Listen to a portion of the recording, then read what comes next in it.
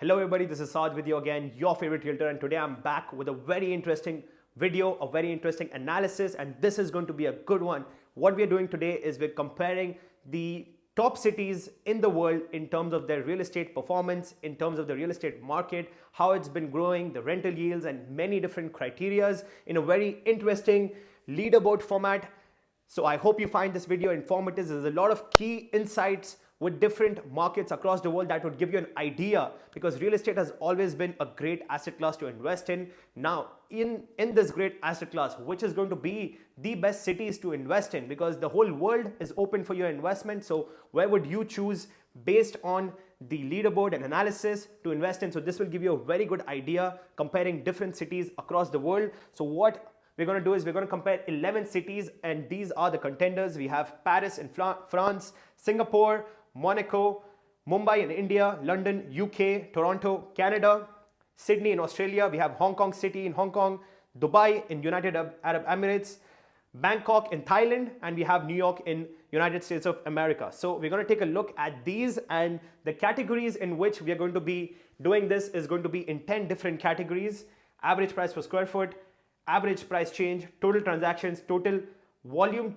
transaction volume change, average gross rental yields, currency depreciation versus US dollar of the country, taxes, infrastructure quality index, political stability index, and also safety index. So this is going to give you a whole 360-degree view and compare all of these things, which are major factors and criteria when investing in a country or a city for real estate. So these are very important things, and what we're going to do is every city which scores the top will get 10 points, and then the one below that gets 9 points, and it goes so on, and the last one, 11th place, will get 0. So this is how we're going to do 10 points per category. Let's just get into it. For the average price per square foot, this is in the currency of UAE, Arab Emirate dirhams. So we're going to compare the prices in dirhams across all of these cities. So let's take a look at the prices in all of these places. As you can see, the most striking thing already is Monaco. The prices in Monaco are around 21,000 dirhams per square foot on average, all right? So you can see the different prices right here, and let's just put them on the leaderboard, how it looks like. So as you can see, the cheapest price per square foot across these 11 cities is going to be in Mumbai in India. 1,200 dirhams per square foot is the average price in Mumbai. Then we have Bangkok at 1,350. We have Dubai at 1,400. And then you can see the other top cities: London, New York, Paris. You can see the price per square foot is all trading above 3,000 dirhams per square foot. And Toronto, 5,100. And Singapore, Hong Kong, we know these are very expensive cities to own real estate in, 6,250 and 7,300 respectively. Monaco is the highest price per square foot on the list with 21,000. So as you can see how we're rating it. So the cheapest one here is the most opportunity, the best opportunity to invest in. So Mumbai gets 10 points, Bangkok gets 9, Dubai gets 8, and so on. Monaco, since it's so expensive, gets 0 in this category. Moving along to the next category, which is going to be average price change. So average price change is how much over the past 1 year prices have increased or decreased in these cities. So we're going to take a look at all of these. So as you can see, a lot of cities are in the negative in terms of price change over a year, all right? Many cities have actually lost value compared to last year. So you have to keep these things in mind. How are these cities performing in terms of their prices? Now again, you can see Dubai is on top, 17.9% average price growth in the last 1 year. Monaco is 10% increase. The lowest on this list is going to be probably New York, which has, Hong Kong, which has lost 13% in the last 1 year in terms of its value. Now let's just put this all together, tabulated. As you can see, Dubai scores the highest with 17.9%. Monaco is 10%, number 3. Mumbai gets 8 points with 7.5%. And you can see how these cities have performed. And Hong Kong is in last place, so that gets 0. You can see the scores right here. So that was our second category. Let's move on to the third category, which is going to be total transactions. So these are the number of individual transactions that are happening in the market, all right? Each and every property purchased is one single transaction. So how many transactions are happening? Why is this important? This shows you the liquidity of the market that you are in, the city that you're in. How liquid are the properties? How much transactions are happening in these areas? So this is a very key and important factor to know the liquidity of your asset in the city that you own it in. So let's take a look at all of them. So two cities, I could not find the data on the volume, which was Mumbai and Bangkok. I could not find the data, but we have data across all the other cities. So as you can see, the highest right here is going to be in Sydney, 115,000 transactions over the last 12 months. Second place, we have Dubai with 101,000 transactions over the last 12 months. And the lowest, what you can see right here, is going to be in Monaco with 416 transactions only. It's a very premium real estate sector, very, very high prices. So it makes sense that the transactions are very small in terms of volume in Monaco. So you can see this, and let's just put it all together right here. So you can see highest rating goes to Sydney with 10 points. Dubai, second position with 9 points, and you can see, you can go through the list, and over here Monaco gets 0. Why have I put these right here? Because for a fact I know that Mumbai and Bangkok trade much higher volumes than was there in Bangkok, so I've scored them accordingly with these points. So now we've concluded 3 categories. So now we're going to take a look at the leaderboard at the end of 3 categories. What are the rankings of this city at the end of 3 categories? So let's take a look at the last place so far is Hong Kong. Second last with rank number 9 is Monaco. New York at rank 8. Rank number 7 Toronto. Rank number 6 Singapore. Let's take a look at the next ones. So that's number 5 Paris. Tied at number 5 is also Bangkok and Paris, both tied at number 5. London at number 4 at the moment. And Mumbai at number 3, Sydney number 2, and again Dubai at number 1 at the end of 3 categories. Let's go along. We're going to be looking at these at every 3 categories, the scores at the end of every 3 categories. So let's move along to the next category, which is going to be transaction volume change. How much have the transactions increased over a 12-month span, over a 1-year span, is what we're looking at over here. Have the transactions increased? Have they remained stagnant, or have they decreased? Let's take a look. Across these cities, you can see, surprising fact, London minus 36% in transactions. Transactions are going lower from last year. And as you can see, other key markets, Sydney 14% increase in transaction volume, New York 18.2% increase in transaction value, Dubai 32% increase in transaction value, so volume. So that means Dubai is growing each and every year with the transactions that are happening right here. More and more people are looking to invest. More trading is happening in the market. A lot of transaction happening in the market, and it's a growing transaction. It's the highest on the list. So let's put it all together right here. So we have Dubai on top with 32%. So that gets 10 points. New York in second place, 18.2% increase in transactions, 9 points. Sydney with 14% increase is going to be 8 points, and you can see these goes into the negative. And London with minus 36% gets 0 in this category, and all of these are tied, so I've given them the same points. So let's move along to the next category, which is going to be average gross rental yield. So this is a very interesting and important category, because this is how much rental income does your property make compared to the price. So that's called rental yield. The percentage, what's the ROI on the property that you're getting in terms of rental yield. So this is what we're looking at. We have numbers right here. As you can see, Monaco right here is the lowest with only 2% gross rental yield. Mumbai at 2.5% gross rental yield. You can see these numbers right here. The highest again is going to be Dubai. We're looking at 8.5% gross rental yields. So this is a very good market for your rental income. The rentals are very healthy. In this market. Very good rental ROIs for Dubai right here. It's much higher than everything else on the list.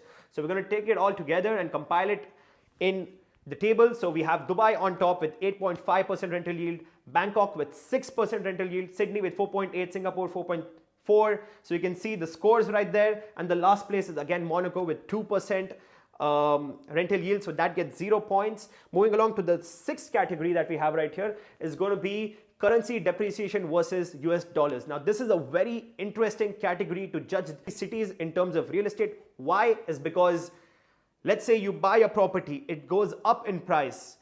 What is the net value compared to USD? Because if you can see, I'm going to show you right now, most of the cities have lost value compared to US dollars. The local currency of these cities have lost a lot of value compared to US dollars. This is over a 10-year span. Currency depreciation versus US dollars over 10 years. Okay, so this is over 10 years how much your currency has lost value compared to the US dollar. So you can see right here all the categories. I'm going to put it all together.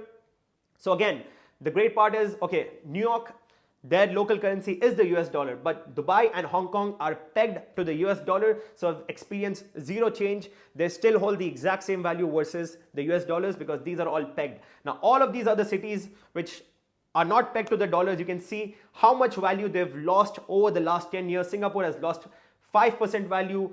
Bangkok has lost 9.2%. Paris, Monaco both use euro, so both of them have equally lost 17.6%. Toronto minus 19.7%, and you can see Sydney and Mumbai looking terrible in terms of currency depreciation. They've lost almost equal amounts, 28.7, 28.8% over the last 10 years. You've lost a third of your currency's value over the last 10 years. So it makes more sense to choose investments in places where you are pegged to the US dollar, so you don't get the hit of the currency depreciation. So that keeps you safe. Whatever money you make, whatever appreciation you make, it still holds the exact same value versus the US dollars. In all of these other cities, even though you made an appreciation, you would probably lose the currency value in depreciation. So this is a very important factor. You can see the scores right there. Moving along now to the leaderboard. After 6 categories, we're going to take a look at how these cities are placed in terms of ranking.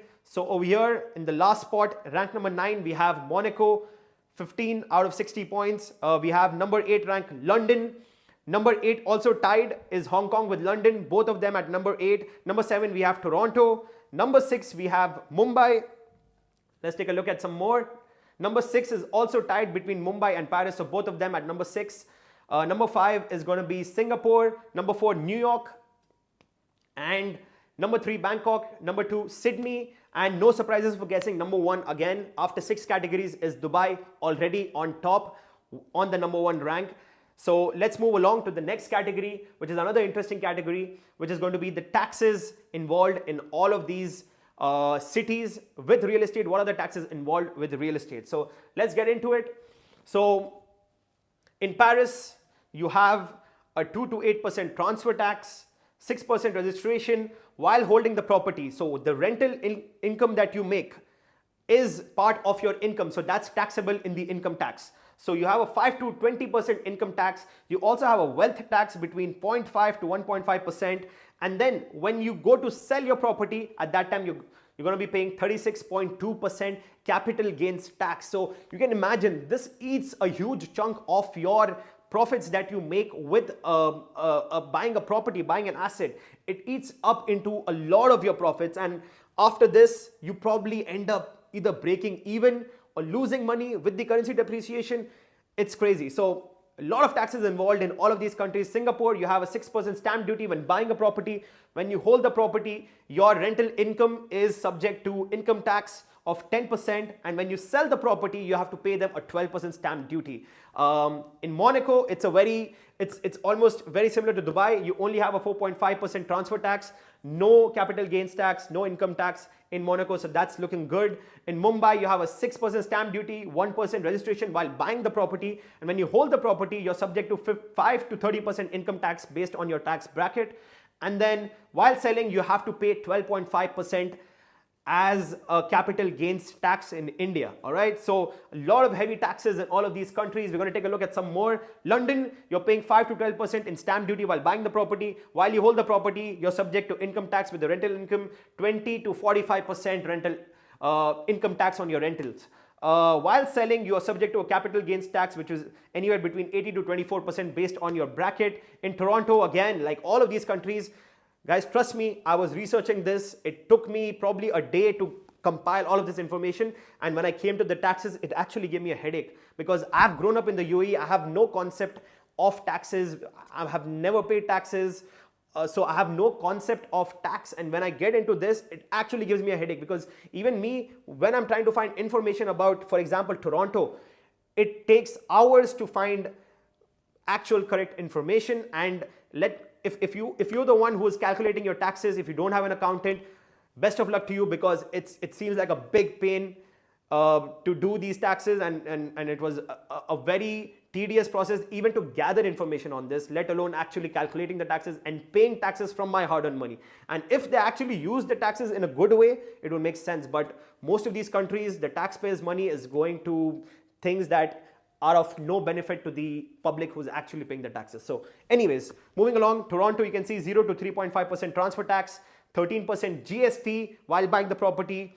Holding, you have to pay 20 to 53% of income tax on your property's rental income, 50 to 67% of capital gains tax when you're selling property. In Sydney, you can see again, it's right there. I don't want to mention each tax in each country. You can take a look, pause and read it if you need to. Moving along to Dubai. Again, Dubai is the best in terms of taxes. It's a tax-free environment.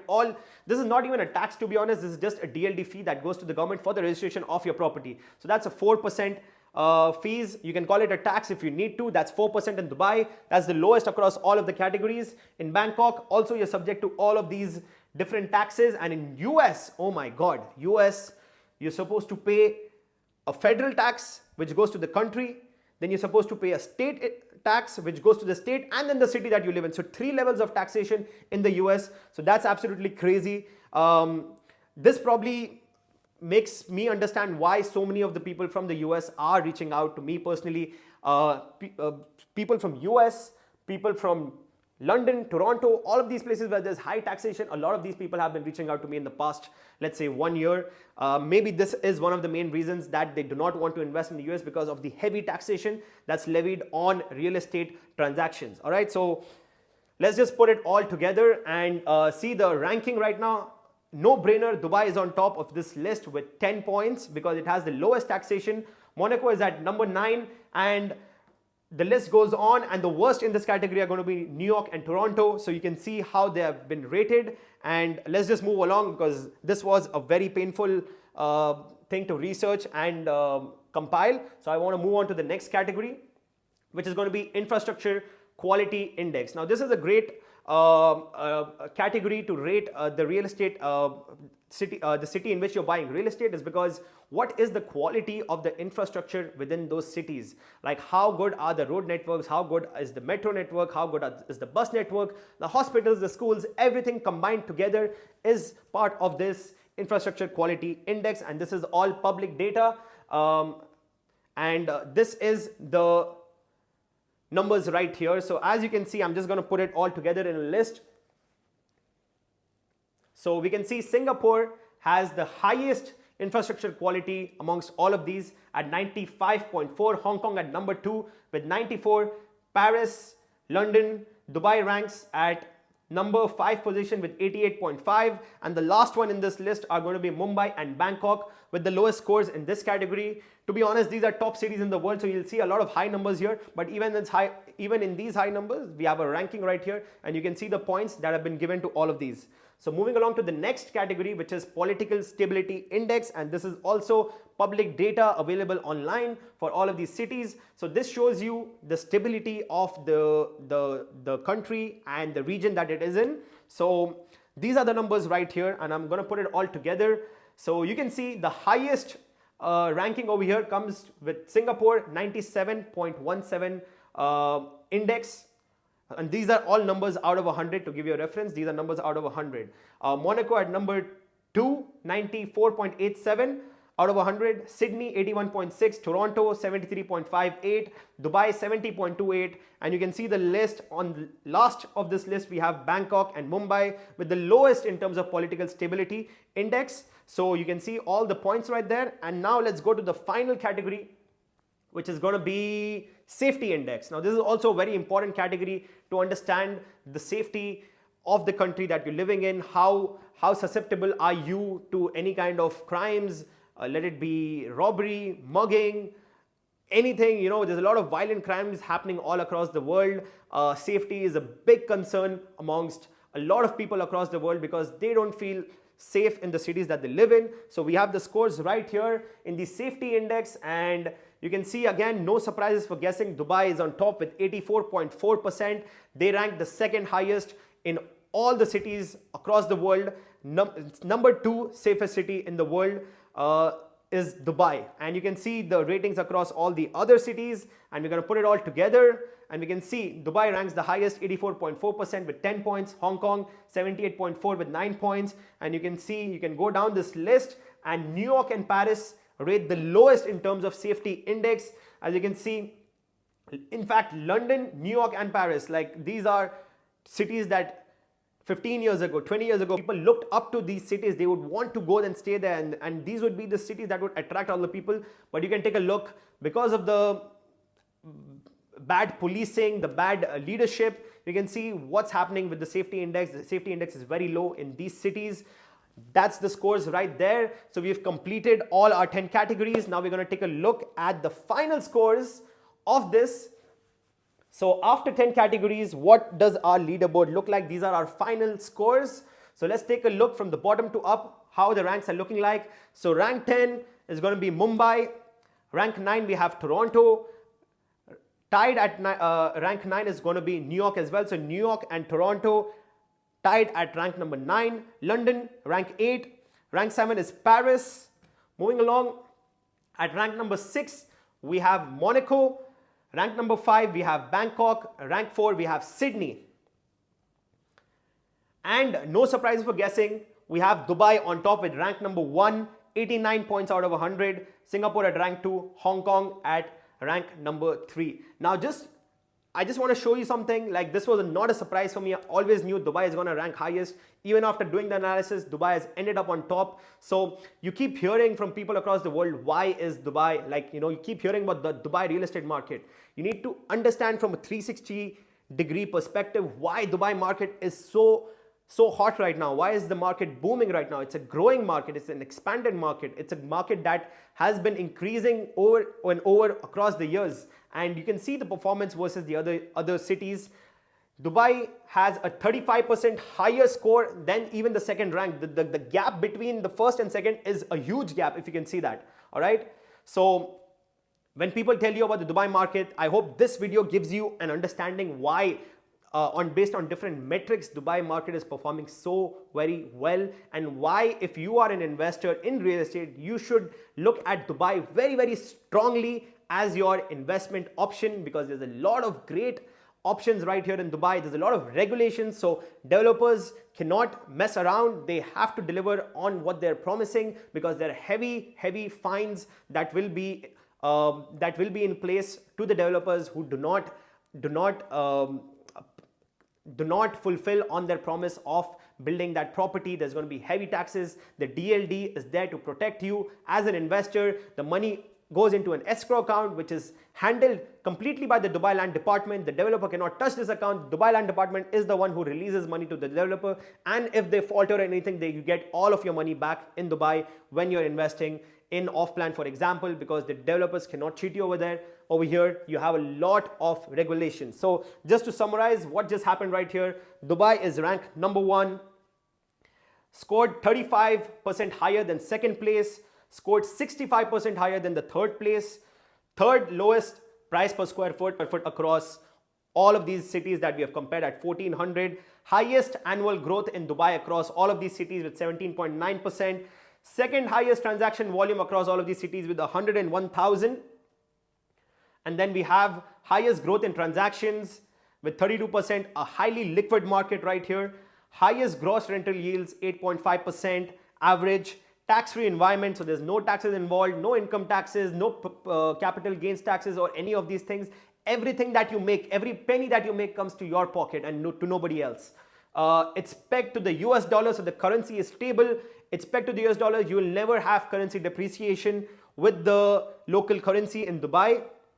And it has the highest safety index, which is a huge point for big time investors, small time investors. In the end of the day, everyone is looking for a safe place to live in, to invest in, and to work in. So guys, even with Dubai being the number 1 top ranking city across the world, there is so many projects in Dubai. You need to work with someone who has a deep understanding of the Dubai market. And imagine if I have a deep understanding of the world market, My understanding of the Dubai market is even far superior because this is where I stay, this is where I live, this is where I work, and this is where I specialize in. I have a lot of deep information about the market, which products are good to buy, which products you should be avoiding, which developers are good, which projects are good. Overall, you need to work with someone who has that kind of a mindset, who has the research and analysis into these different projects, and I'm one of those guys. So if you're interested in the Dubai market, you know how to get in touch with. I hope you like this video. If you do, please do subscribe to the channel and like the video. And for now, this is South Dubai Realtor signing off.